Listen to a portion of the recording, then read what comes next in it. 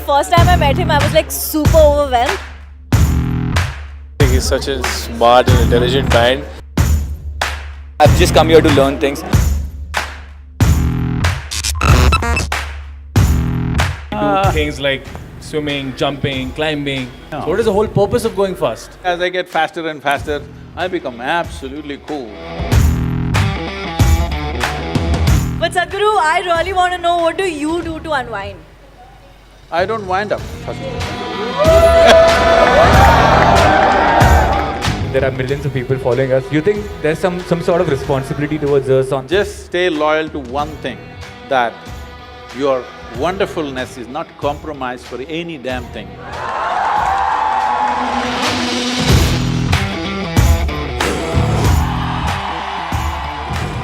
I have had the pleasure of meeting the man that I'm going to introduce on stage now before. The first time I went to meet him, I was like super overwhelmed. I was like, oh my, because he's Sadhguru, right? In your head, you're like, don't say stupid things, do not say stupid things. And then I went and I met him and I realized that he's literally as chill, fun, amazing like you and I. And I am super excited about this session. Are you pumped?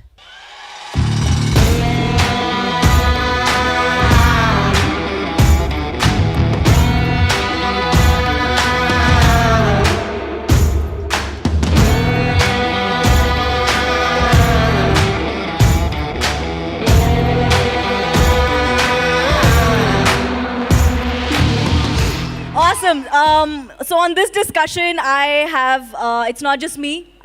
This is going to be graced by two other very amazing YouTubers. So I'd like to welcome on stage Mumbiker Nikhil and YouNick. Whenever you're ready, guys, let's make some noise. What's up, guys? Once more.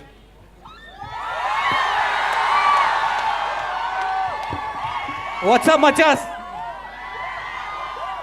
So, fun story time. Nikunj forgot to pack an outfit for today. As always. And we told him that we are dressing up, so you should dress up. So he's the only one dressed up now. I thought it was fun in my head. Sorry about that. I'm with him. You would no, but you look very, yeah. That was the joke, dude. That was the plan. Fine, whatever. I'll let that pass. Anyway, so this is happening. This is a great platform for people like us to talk to Sadhguru. I have had this pleasure before, and I remember the 1 hour that I spent talking to you was the calmest hour I've had in the longest time. And I just didn't know that you could feel like that, you know, when you're talking to somebody. So to begin with, obviously, we have questions. All of us, we are a generation of questions. We always have them. We're always asking. No, we asked questions before you were. Oh, great. So then we're taking that forward. Yeah. That's perfect. I have 3 questions primarily. So the first one is, I'm going to jump right into it. You know, when you're in this age, when you're in college, when you're just out of school, you're in college, you're under 25, every little thing that goes wrong in life feels like the end of the world. For example, a heartbreak. Breakups are bad, right guys? Breakups are tough. Failing in exams, fighting with your... Why is that funny? It's bad.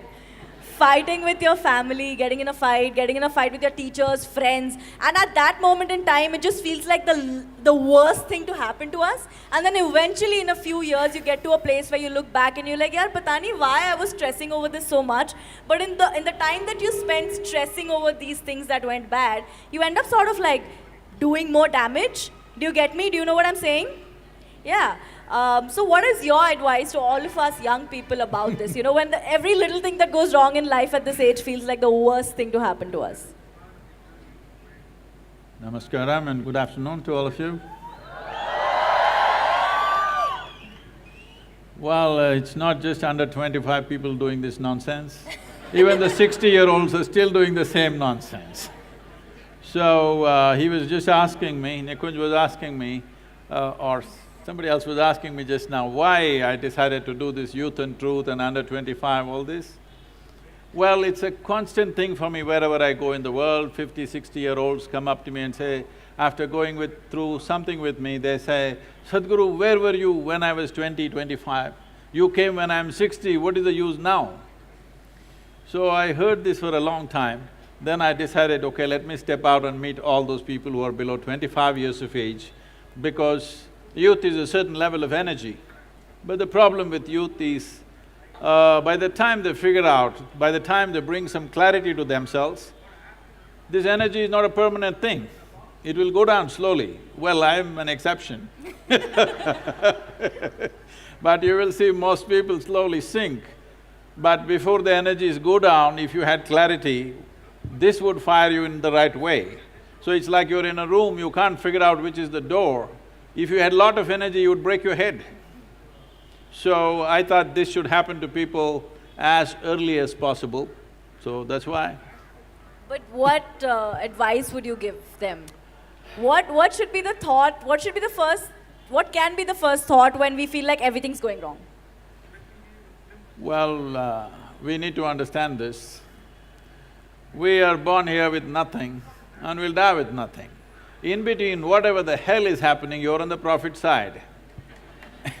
No matter what is happening, you're still gaining, you can't lose. And anyway, life is not like your school or college. No matter which way you live, everybody shall pass, so what's the problem? You didn't get it? What? Sorry, I missed that. I missed that. Yeah, I was like, what? I said, everybody shall pass, they didn't get it, I said. Sir, ऊपर जाएंगे. Nobody is detained, I'm saying, because you lived not the right way, somebody gets detained, no such thing, everybody shall pass, so just the most important thing is you live, to live and to live totally. Living totally does not mean party 7 days of the week. Living totally means every dimension that is there for a human being to explore must happen. It's very important. I have a question for you. Does one get less creative as they age? And if yes, why? Not me. Most of the people. So I Most think of the people. being creative versus getting experience, that's what I feel. As they age, the family, children, problems, solution, office, money. If there are problems, you could drop them, but can you live without them? Of course not, but So- creativity. So the thing is, see people, one fundamental problem is we have created an education system where you're misunderstanding memory and information as intelligence. This is the biggest mistake we've made. This is the reason why someone who is growing up in a city looks smarter than somebody who's in the village, simply because of information. Information is not intelligence. Anyway, all these people who have some information in their head and they think they're very intelligent are going to be seriously disappointed because machine learning is coming. There will be… if you are a PhD in something, your phone will know more than the PhD. So, this pretense of having memory, pretending that memory is intelligence, has to go. Now, young and old is just a question of the burden of memory that you carry. You don't know how to carry your memory. See, we must understand this. People are not suffering their life. They are suffering two most fantastic faculties that we have, that only we have, no other creature on this planet has. One is a vivid sense of memory and a fantastic sense of imagination. So, this is all people are suffering. What happened 10 days ago, you're suffering. What may happen day after tomorrow, you already suffer. You are not suffering life, you are suffering your memory and your intelligence. When are you going to learn to handle this? Is 25 too early, you think? No. You must figure it out as quickly as possible, how to handle my memory and my imagination to my benefit. If you don't know this, 25 or 55 or 65, you will be still the same. Because 60-year-old people think they have a right to worry themselves to death. You don't have to worry yourself to death, death will anyway come. I'm saying there's no need to work for it. I'm sorry, I'm just going to budge in here.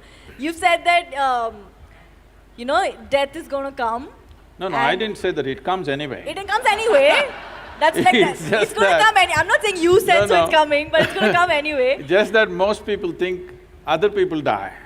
No, you and me will die. But then, is that the thought you have when you are speeding in a car at Siachen? Or On a bike, actually. On a bike, sorry, On a not in a bike. car.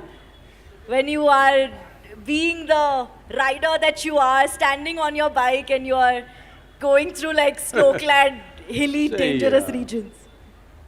What is the thought in your mind? I want to know that. Oh, generally I have no thought in my mind. This is a very important thing, that people think thought is a big thing. Thought is not the biggest thing in your life. Thought is just recycling of the data that you already have, nothing new happens in it. So if you want to recycle your trash can, you can go on doing it, but the important thing about life is you have enhanced your sense of perception, that constantly you're drinking more life. No, I mean not the other things, okay? I mean life. You're drinking in more life all the time, so where is the room for thought? So about speed, speed is not for me, people think, is it your adrenaline? I have no adrenaline. Actually, as I get faster and faster, I become absolutely cool. And my right leg is always heavy when I sit in a car, so… Oh my God. The speed is not about adrenaline, speed is about competence. If there is no competence, it's just adrenaline, you may kill yourself or somebody else. It's very important, it is a question of competence. So, is death on your mind? This is one thing I have done to myself, not for a moment I ever forget that I am mortal. I always know I could fall dead right now. Because of this, if you know that it's a brief amount of time that you have in this world, you would live totally, isn't it? A whole lot of people think they're immortal, that's their only problem. That's why they're postponing their joy and their wonderful nature to tomorrow. They think they can do it tomorrow. So if there's no adrenaline when you're driving fast or riding fast, what is the main purpose of going fast? As a human being, we do things like swimming, jumping, climbing, because we love the drug which is being produced inside our head, right? No. So what is the whole purpose of going fast? The whole purpose of going fast is just this. There is something in a human being, ultimately in this world, in human society, among the monkeys, among the lizards, among everybody, ultimately the only thing that is valued is competence in their world, wherever they are.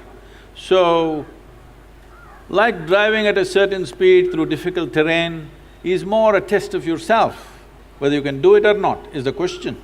And just to get to that edge all the time, if you get adrenaline, you will not go very far because your competence will go away. What do you enjoy when you drive fast? I don't enjoy anything in particular, I just made sure all the time I'm joyful, I do whatever the hell I can. Do you see what I meant by, he's so chill in life, I thought I'm hot. You're hot, pretty much. Listen, I'll give him that in that outfit, I'm gonna give him that. But in life, I feel like being hot-headed is not something you are, you're more chill. You're This is more my getting relaxed. old goals. Huh? This is my getting old goals. Getting old goals. And as hot. And as chill as possible. Everyone has a different adrenaline, that's what I'm saying. The reason that I drive fast… This is a very generational thing. When we were growing up, if we saw something really nice, we saw, oh man, it's hot. Now you're saying it's cool. I think it's because of global warming maybe. Everything else is hot. I was saying like the reason I drive fast and is not to get adrenaline rush, is so that I can get on time and get the Dombivli local, bro. So everyone has a different reason of getting… City boy, Sadhguru, my second question for you would be, on a more funner side, since we're taking it Abba's side. We know that when you were a child, you were a very quiet child. You didn't speak much, but your teachers say that they looked at you and they knew you were always up to some mischief.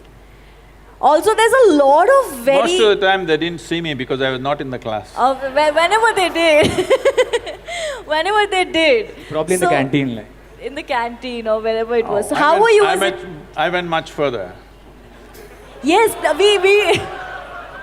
we would like to know about how further that was. Oh. We want to hear a story from them. We would love to know that. Just yesterday, two of my teachers who were in high school, in the demonstration school in Mysore, the regional school of education, they came to visit our yoga center.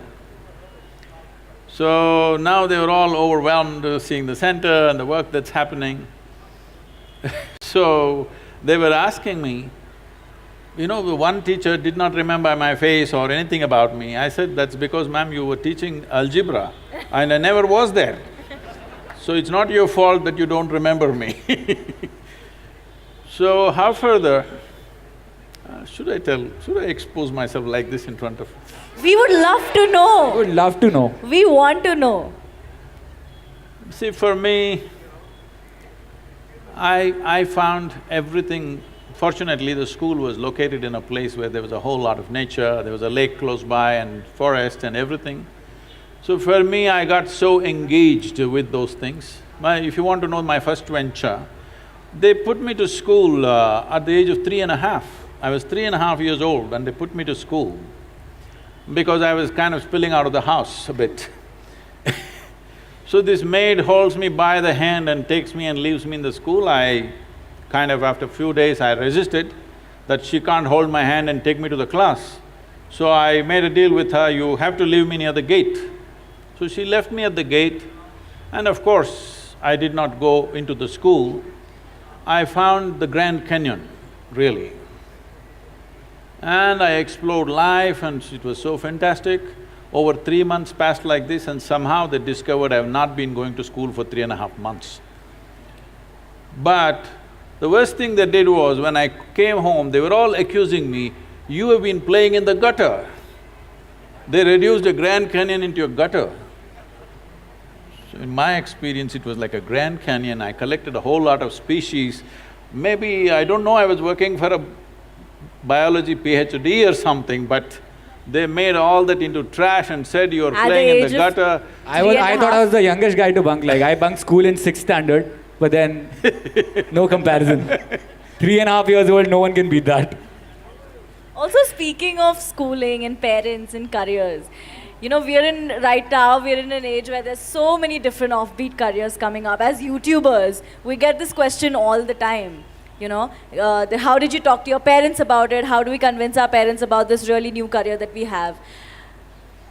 I want to ask you, if you had to convince your parents and tell them that this is what you… how did that discussion go? Did that happen where you had to sit them down and tell them that this is what I'm going to do for the rest of my life? I want to do YouTube now, like did that happen with you too? He's doing YouTube right now, like he's into YouTube, that's why. Well, not everybody can be convinced about everything, okay? Some things are just done. So, just to give you an example, when I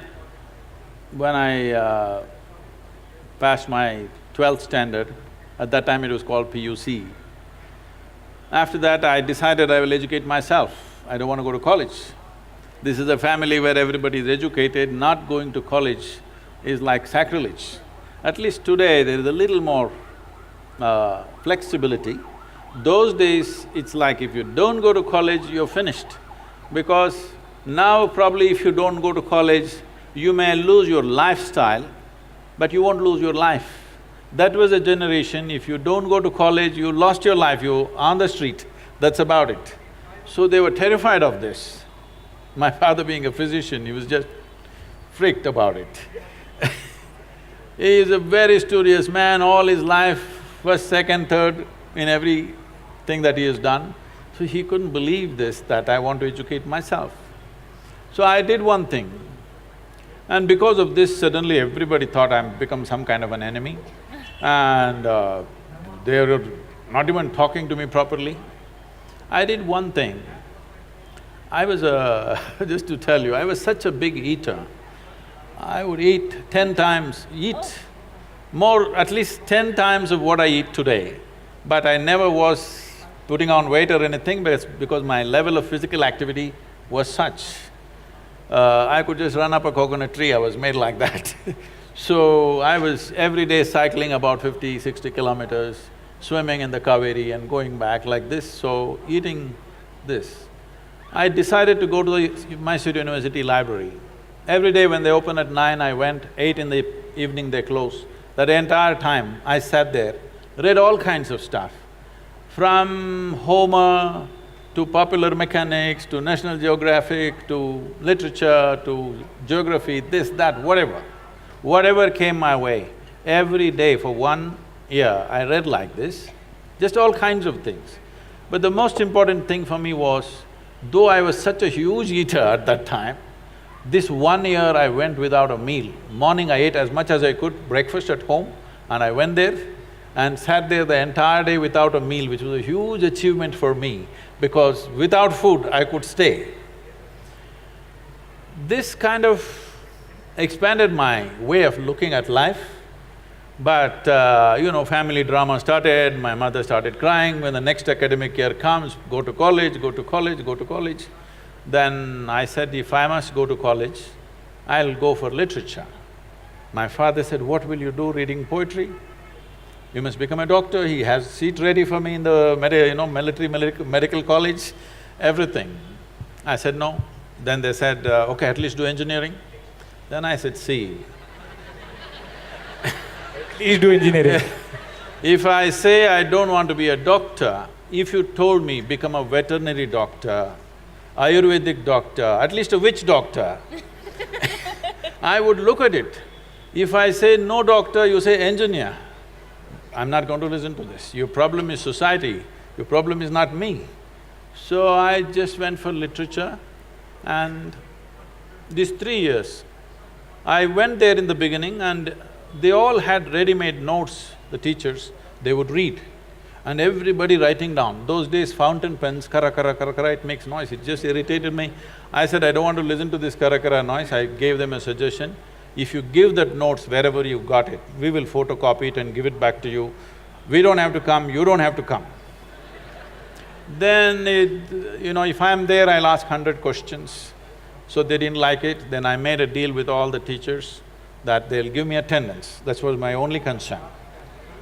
So once a month I went to college just to check if they're keeping their part of the deal.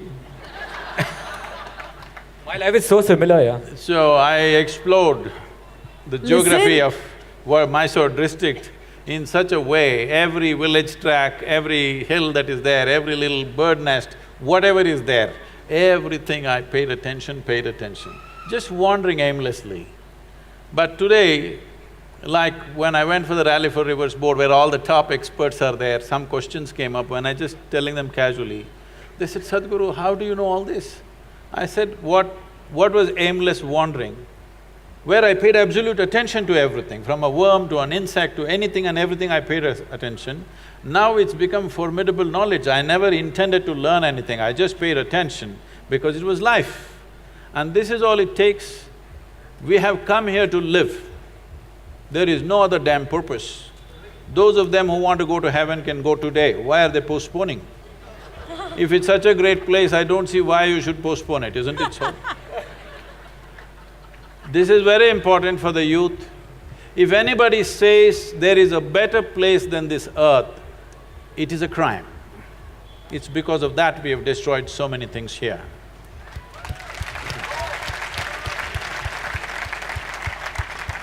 I wanted to ask you one thing, as young entertainers and as we all know that we've got YouTube channels and there are millions of people following us, you think there's some sort of responsibility towards us on how to go about it, or we should just do what we like to do? What is it that you like to do? Let's look at that first. See, essentially everybody is doing whatever they're doing, mainly because they think in some way it enhances their life, it brings pleasure to them, it makes you wonderful. Have you been… certain moments of your life, I'm sure you've been absolutely wonderful to yourself and to everybody around you, isn't it so? All you have to do is just be loyal to that one thing, that you're always wonderful. That's all. The rest of it will naturally happen according to your intelligence and capability. What has to happen will happen. You just be absolute loyalty to your own wonderfulness. This is like, it once happened, there was a man called Shankaran Pillai who was running a pet shop. And someone came and they wanted to buy a dog. There was a reasonably grown-up dog, a golden retriever. He said, I would like to take the dog, how much is it? He said, 25,000 rupees. I said, come on, for a full-grown dog, 25,000, why? He said, "It's too wonderful." He said, "Yes, it's a wonderful dog, but 25,000, that's the price." So he paid the money, he petted the dog was very friendly. Then he was just about to leave, he asked, "But is this dog loyal?" Shankaran Pillai said, "Absolutely loyal, I sold him 12 times, within hours he's back." So no matter what is happening, just stay loyal to one thing, that your wonderfulness is not compromised for any damn thing. It's important. So the moral is you should be loyal and you should be unique.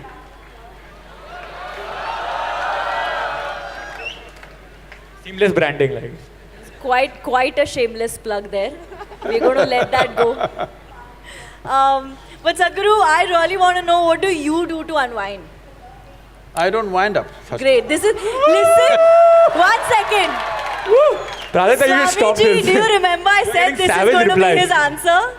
I was backstage and I'm like, I really want to know what he does to chill and what he does to unwind. And I'm pretty sure he's going to say, I don't wind. But no, for real though, other than we know that there's a fun side to you, your sense of humor is great, you have all these cool cars and bikes and all of that.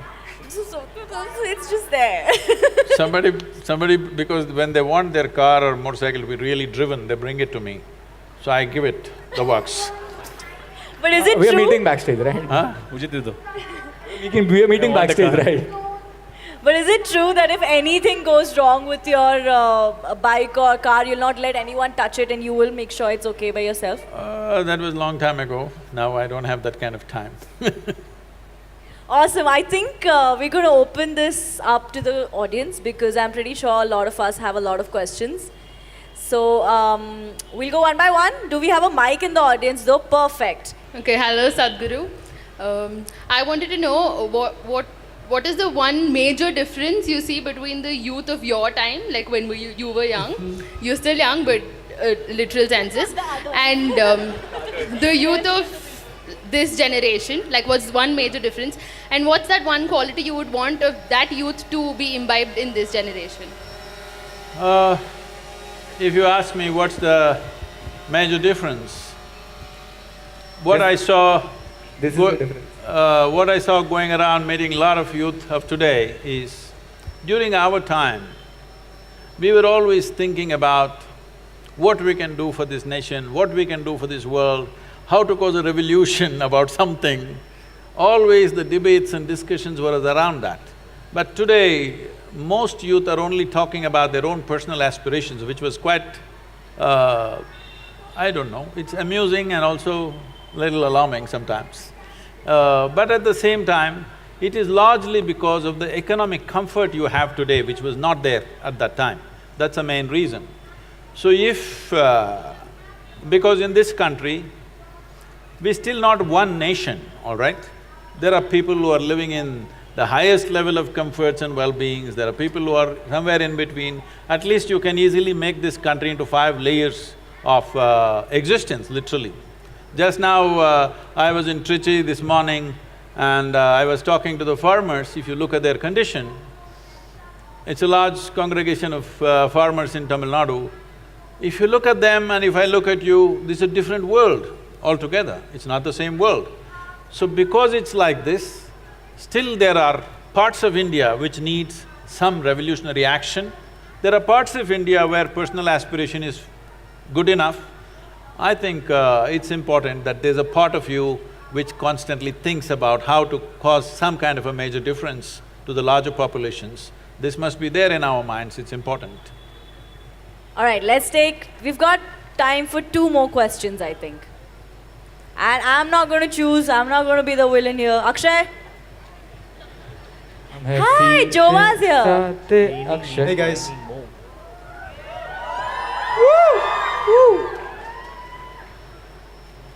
Hi Sadhguru. So I have to say, I really appreciate how much of a healthy mind it seems that you have. The way that you process information, the way that you experience the world, the way that you seem to be present at all times, even the way that you're putting that much of attention in me. Really appreciate that presence. I talk a lot about mental health with the youth. It is a word that more and more I become uncomfortable saying, because when you say mental health, you're already separating the other holistic health to one that focuses only on the mind, right? And when I talk about mental health, for me is body health, is spiritual health, and it's not only the mind, right? I wear a shirt that says breathe, because for me it's also connected to the body. My question for you is, can you talk a little bit about the connection between the mental health and the spiritual health? Because I see so many similarities in the way that you're experiencing the world, which seems in a very spiritual way, but I also don't even want to call it spiritual because it would be creating a division of how to experience the world. So, can you share some? better avoid that word because it's the most corrupted word on the planet right now.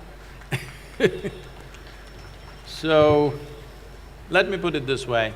In the yogic sciences, there is no separation between what is body and what is mind. We talk about the body like this: physical body, mental body, emotional body, energy body, etheric body, and there is what is called as Anandamaya Kosha. So the 5 bodies is what we're talking about, we're not talking about a mind. Because what is it that you call as a mind?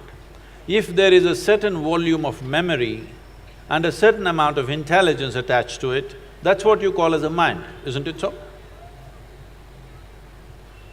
Yes, it is. Is it so? Hello?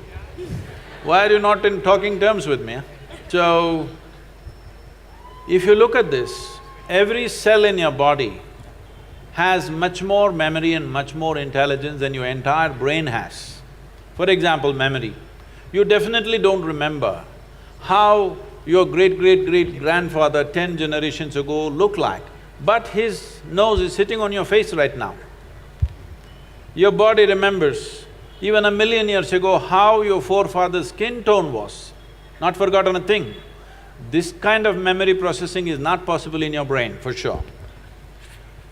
And when it comes to intelligence, what is happening in a single molecule of DNA is so complex, your whole brain is not good enough to figure that process. So both in terms of memory and intelligence, is a lot more all across this body than just here. This has become important mainly because we have kind of taken education straight out of European culture and put it here. In the European culture, thought became very important because they went through about 300 to 400 years of very dogmatic religious practices, that anybody who thinks something different was dead. So, they broke away from that about 150 years ago, which they called as Renaissance, which was a big breakthrough for them, that they could think for themselves. Otherwise, everything that you need to say is already said in one book. If you say one more thing, you're dead. This was the culture. So they made thought, human thought, into a very big thing. But you understand this, whatever kind of thought you have is only from the limited data that's coming, that's already stored in your mind, isn't it so? With this limited data, you may make permutations and combinations of it, but nothing new will ever happen. So, when we say mind or manas, we are looking at a dimension as memory as a separate silo, which is all across the body. There's more memory in every cell in the body than here. And we are looking at intelligence as chitta, as something totally different. So to keep these two things separate is most important. It is only your memory which gets corrupted. It's in your memory that you go sick. You cannot go sick in your intelligence. If I speak this, people will become very… they think it's not compassionate to say these words, but I want you to understand this. This is because we have gotten trapped in our own memory bubble, that this memory can go corrupt. What happened 10 years ago, it can rot in your mind and become something very big after some time and cause this. Well, people always will argue, but there is a chemical process. Yes, this is the most sophisticated chemical factory on the planet. The question is only, are you a great CEO or a lousy CEO? There is a way that you can keep your chemistry the way you want. Just look at my eyes and say, I'm always stoned. Yeah. Never touched a substance, always stoned, and I can calibrate how intoxicated I want to be or how less I want to be any moment. This is not something… See, the important thing is this. The question is not about intoxication being good or bad. The problem is it takes away your faculties. That is a problem. So as we looked at it earlier, one of the most important thing for a human being is that our actions are successful. Whether you're driving or riding or doing something, if you throw a ball, it must go where you want, otherwise you feel not good. Because the purpose of human action is success.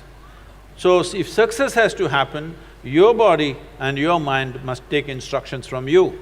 So with alcohol, drug, the problem is your body and your mind won't take instructions from you. That's the whole problem. So we are not against intoxication, we are against you becoming incompetent. That's the important thing. So we can show you a way that you can simply sit here and totally toned out, without anything from outside.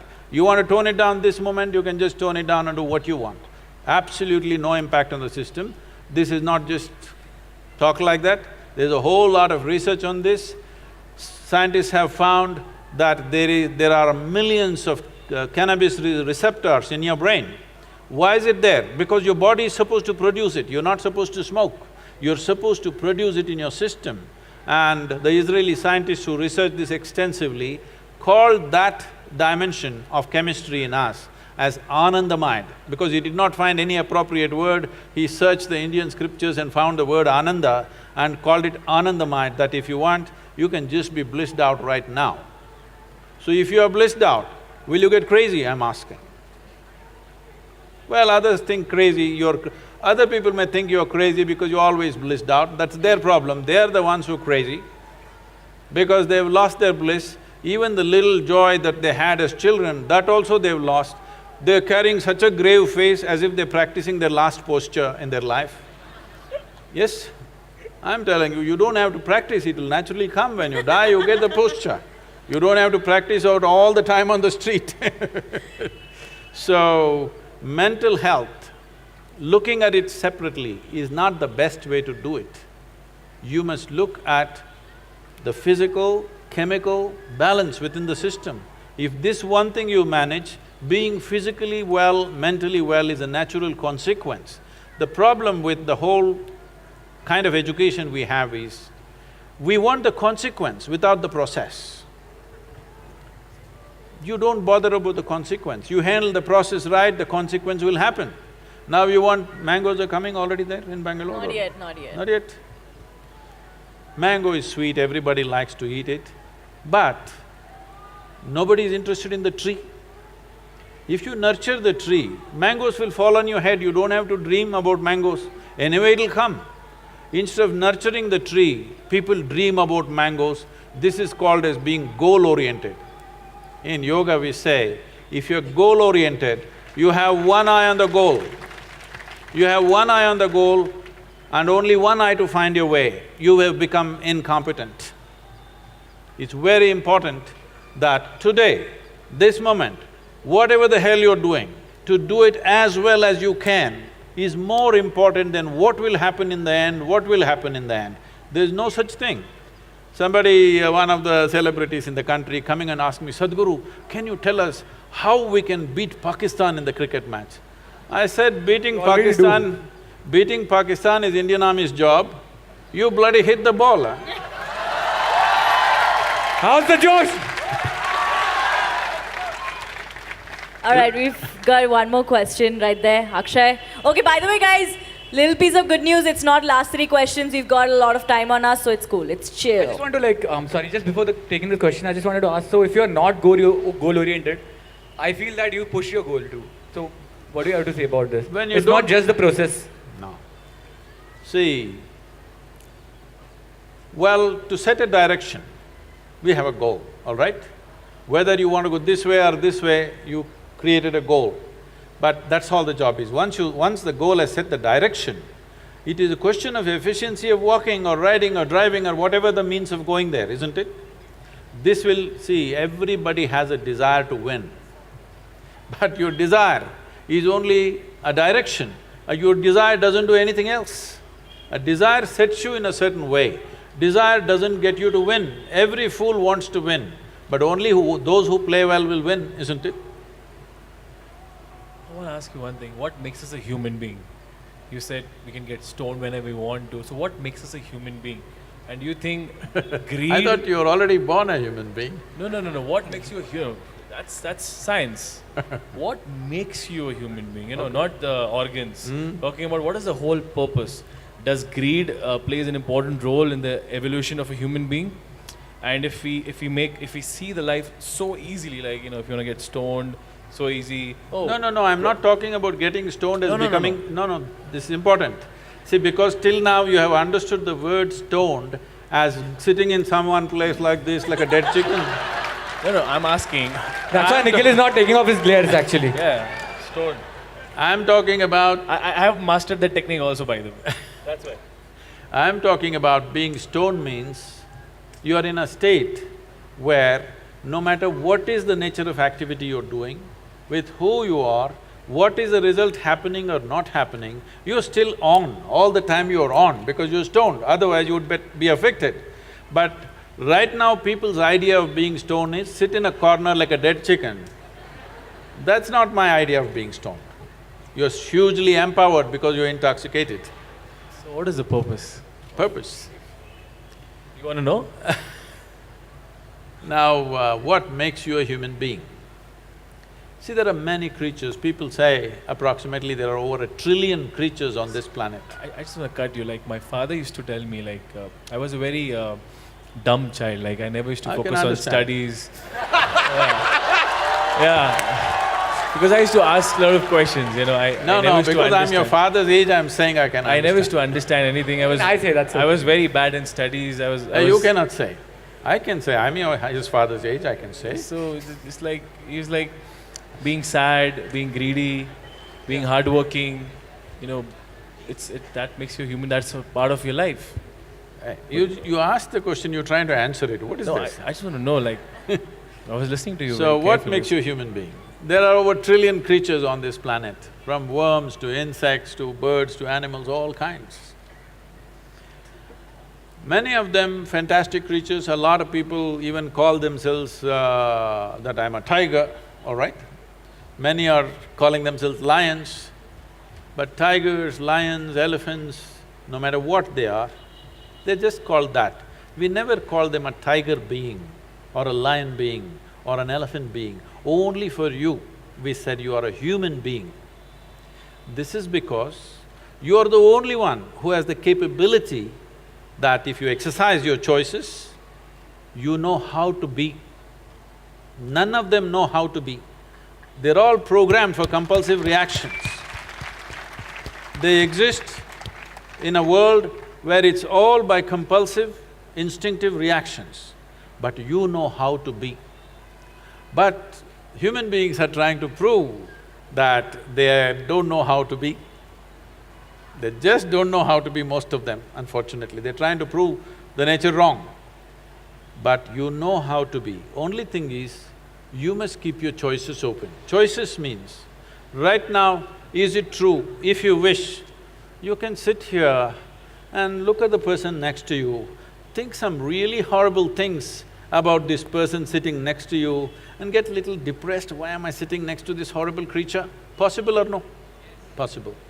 Or you can look at them nicely and think wonderful things about them, or don't even have to think anything. If you don't think anything, simply look at another life, you can sit here in wonderful company. Possible or no? So you being wonderful or horrible right now is a choice. Are you exercising the choice, or are you falling back in evolution and behaving compulsively? That's all the big difference. A human has the capacity to be a conscious life. And we also do the same things. They are born, we are born, they eat, we eat, they reproduce, we reproduce, they die, we die. We're doing the same things. But the big difference is we can do it consciously. They do it as a programmed system. This one thing if you do, suddenly you will see your experience of life is so phenomenal that it is such a big phenomena. What is the meaning of life? Such a question will never come to you. There is no such thing as meaning of life. It's a phenomena beyond all meanings. If there is no profoundness of experience, if you're living on the surface, especially if you're living in the thought process, then you are thinking, what is the meaning? Because all you have is words. When you're full of words, you want a meaning for the word. Tell me what is the meaning of a tree. Tell me what is the meaning of a bird. Tell me what is the meaning of the cloud. What is the meaning of the empty sky? Is there some meaning to it? Meanings exist only in human heads. The universe has no meaning. It's too fantastic to be trapped in a meaning. That's the universe. All right, let's take… Guys, tell us your name so we'll know you. Namaskaram Sadhguru. My name is Rakesh. First of all, thank you so much for being here. I should say on this planet to guide us. Oh, I've been here only. I know I look… See, this happens to me. Whenever I land in United States, in the immigration, these days I have global entry, so it's okay. Otherwise, always I stood in the immigration where it's marked resident alien. I look around and see I'm the only one who fits the description. You are Sadhguru. I actually here only. Yes.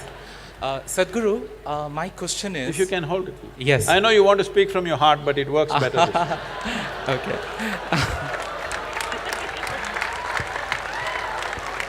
I'm quitting comedy now, right? Okay. Sadhguru, my question is, I have seen youngsters, okay, they are addicted to drugs or alcohol, they smoke, and I have even heard, okay, one of my friends telling that… This is just water, okay?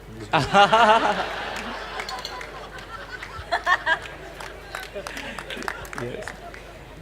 I have even heard one of my friends telling, if I recollect correctly, that even Lord Shiva used to consume, okay, substance. And they take it as an excuse and they imitate it, saying that even Shiva used to do it, okay, why should not we imitate it? So that is the excuse which, few of the youngsters, take it to consume the substances. So what is your advice to them? Well, everybody is these days asking, why can't all these things be made legal? Why do we have to buy it in the back street? I understand the logic, but the thing is just this. Why can't I smoke… What do you call it these days, huh? Okay, why can't I smoke up? This is what it's called? I got you. Why can't I smoke up and go to my college? The thing is just this, you can. Only thing is, suppose you want to get on a plane, your pilot comes smoked up. Would you like to go on that plane? Or let's say you need a surgery, your surgeon comes smoked up. Or your cricket team goes to Australia and it's smoked up. You like it? No. They will become a test. So, this is all the question is. The question is just this, do you want to live or do you want to avoid life? You know, you just asked us what it's called these days. I want to know what it was called back then. What was called? You just asked us what Smoking it is up. called these days. I want to know what it was called back then. They used to say doped up. Doped up. I think we should get that back, right? It's way cooler than smoking up. Listen, I don't know what you're talking about. All right, let's go to the next question, please. Akshay, you choose. If someone has to be murdered, it's you.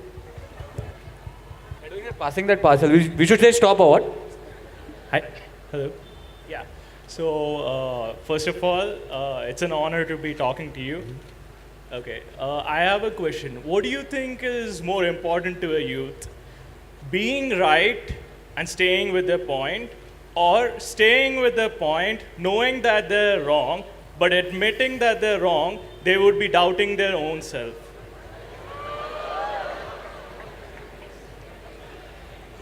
It's not a tough क्या था question. क्या था? She's asking if you're smoked up.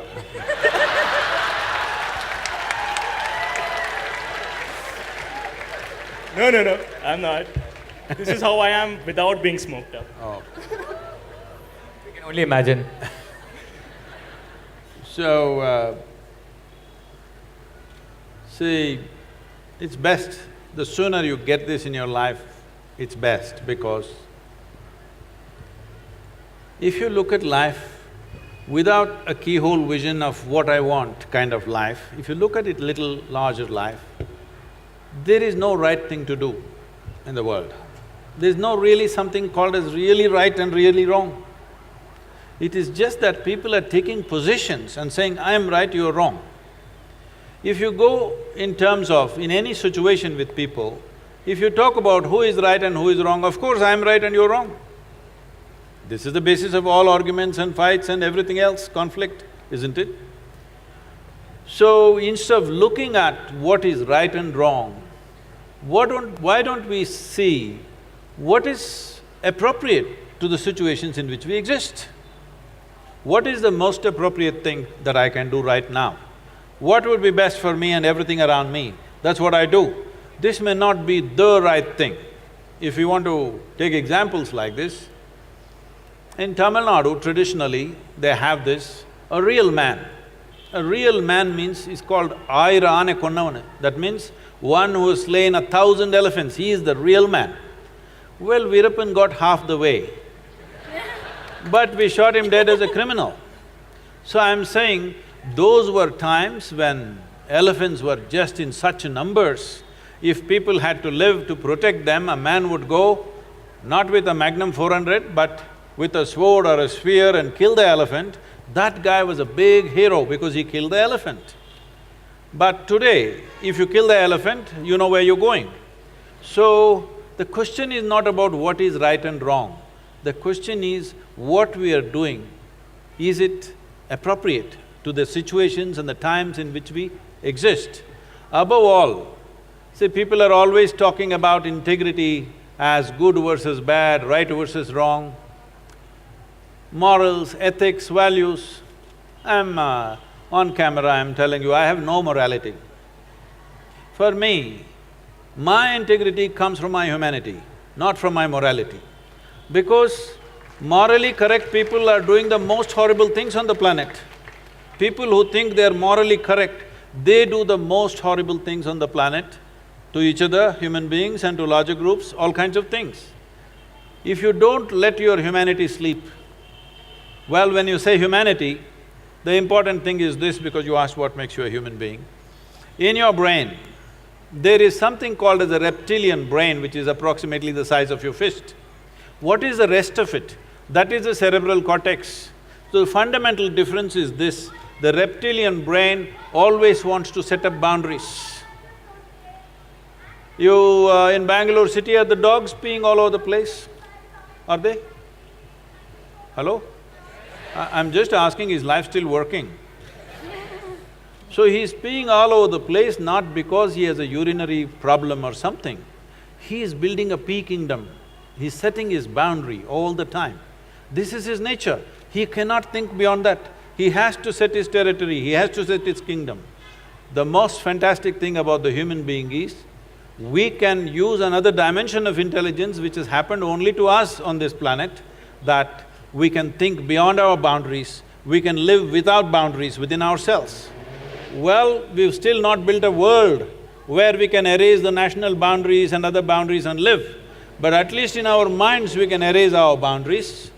If you do this one thing, if you have erased the boundaries in your mind of who is mine, who is not mine, do whatever the hell you want, everything will be right. All right, we'll take one last question, Akshay. If you want, you can ask me. Hello. Hi Sadhguru, my name is Pranoy over here. I am 24 years old and… Oh, you're just 1 year short, after that they'll throw you out of here, huh? Yeah, I guess. So I didn't have a specific question when I picked up this mic. This is something more personal and If you can hold it right, it's not very clear. So this is not a very specific question or generic for that matter. I hope that this question will answer a lot of others. Hey, ask the question, what is this? Question sorry. is so much No, but the question is so long. So I just wanted to ask that there are goals that I want to achieve, and I also know that there's certain things I shouldn't do that will hinder my progress. So there, I'm trying to find methods of accountability for myself where I can push myself and get that. As you said that we all are trying to win in some ways, but I'm not able to figure out methods of accountability within myself to reach that. If that makes sense. No, it doesn't. I'll answer the question anyway. I want to break it down. I don't know if I have the similar question that I want to reach somewhere and there's few ethics of me which is stopping me to do certain things which will make me reach there faster. So yeah, ethics or morals, you can say. So what do you do about it?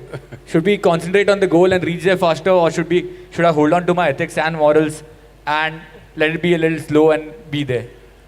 See, whatever you do in your lives, I'm sure each one of you will go out and do so many different things. But whatever you do, is it very important? It is relevant to the world in which we are living. Hello? Is it very important? It's relevant? Suppose you set a goal today. In next 25 years, this is where I want to be. In those 25 years, the entire situation changed, but you are still going that way because you want to get your goal. Isn't it a disaster? So everybody is thinking, my dream should be fulfilled. Let me tell you what's my blessing to you. How's the Josh? How's the Josh? My blessing to you is, may your dreams not be fulfilled. Let something that you could not dream of in your life happen to you. Because what can you dream of? I'm asking you, what can you dream of? Only a little exaggeration of what you already know, isn't it so? Can you dream of something totally, absolutely new, which is not in your experience? So you are ruling out all the possibilities of life simply because you have set a goal, because somebody is telling you, you must be goal-oriented, goal-oriented. No, you don't be goal-oriented. Constantly work on how to enhance this piece of life. It is like, you have a Maruti car, nothing wrong with it, it's a good car to go home and go to the office. But you want to race on the F1 track. Well, four wheels are going to go in four different directions. If you want to go on that kind of speed, you don't dream, you build the machine, isn't it? Similarly, if you really want to go somewhere in your life, you build this one. Don't worry about the damn goal. We don't know what opportunities the world will open up tomorrow morning. How do you know? Just make yourself into a fantastic human being. You will see, life opens up in a million different ways. But if you have one silly little dream and you work for it all your life, what is the point of that? So may your dreams not come true. Let something that you could not dream of happen to you. I feel like all three of us relate to this on a very personal level because Nick wanted to be a bartender. Nikhil was I was actually. He became a bartender. Nikhil was working as airline crew. I was working as a radio jockey, and I remember we have this conversation every now and then where we are like, this was the goal we had, and then nobody saw YouTube coming, nobody saw this happening, and then now suddenly we have a life where we can sit and talk to Sadhguru in person. So don't waste your life. How cool is this? This is the new dream. Don't waste your life dreaming. Keep your eyes and every damn thing that you have open and look. There are a million doorways. I think this brings us to the end of this session. Listen, again, I think the calmest hour we have spent. What do you guys think? 2 times in a row, thank you so… Yeah, I know, it's a very weird vibe. Like, I was just like, after our discussion, I remember just standing and thinking, I was like, what just happened? Did I even talk at all? Maybe I was stoned. Hey. Doped up. But thank you so much, Sadhguru. And thank you to everybody who is here. Have fun, guys. It's going to be great. We're going to take your leave. Thank you. Bye, guys. Let's do it. Check. Yeah. Okay, on that note, we'd like to get a picture with all of the panelists on stage. Would you all like a picture? Yes? So just crowd around the middle and turn around and face the cameraman. A big round of applause, ladies and gentlemen, to the panel on stage. There you go.